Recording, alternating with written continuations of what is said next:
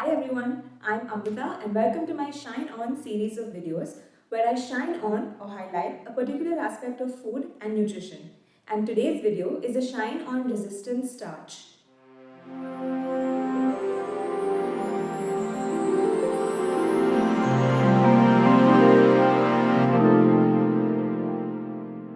Have you heard people say that starch is bad for you?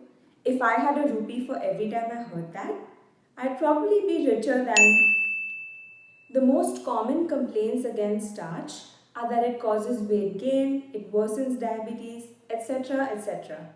But there is another kind of starch called resistant starch which gives you only about half the number of calories as regular starch. Resistant starch is also very commonly found in foods that you very commonly eat. This starch has effects similar to those of fiber, which means that you could potentially eat your rice and your potatoes with just a few modifications and still experience some pretty impressive health benefits. And keep watching these videos as I show you the small modifications that you can use to make regular starch resistant starch.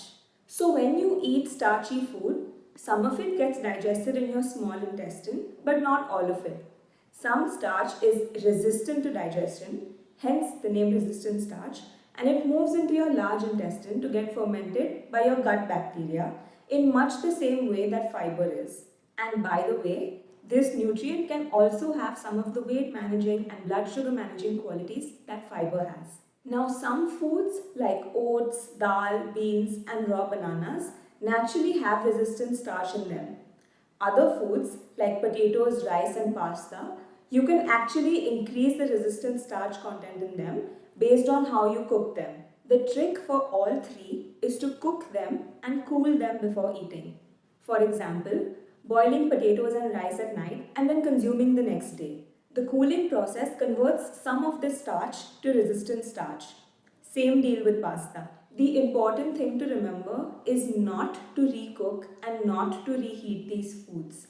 So cook and cool, don't recook and don't reheat.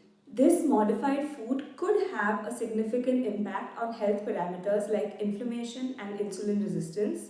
You may even see better blood sugar control if you have diabetes, and you wouldn't normally associate this with eating foods like rice and potatoes. But even if you have absolutely no health issues at all, resistant starch is food for your gut bugs.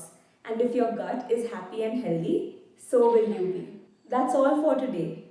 I hope you enjoyed this video and found it helpful. If you did, please like, share and subscribe to my channel and share this video with other people who may also find it helpful. I hope to hear from you very soon. Wish you a very happy Diwali, a prosperous new year, and I hope you keep shining.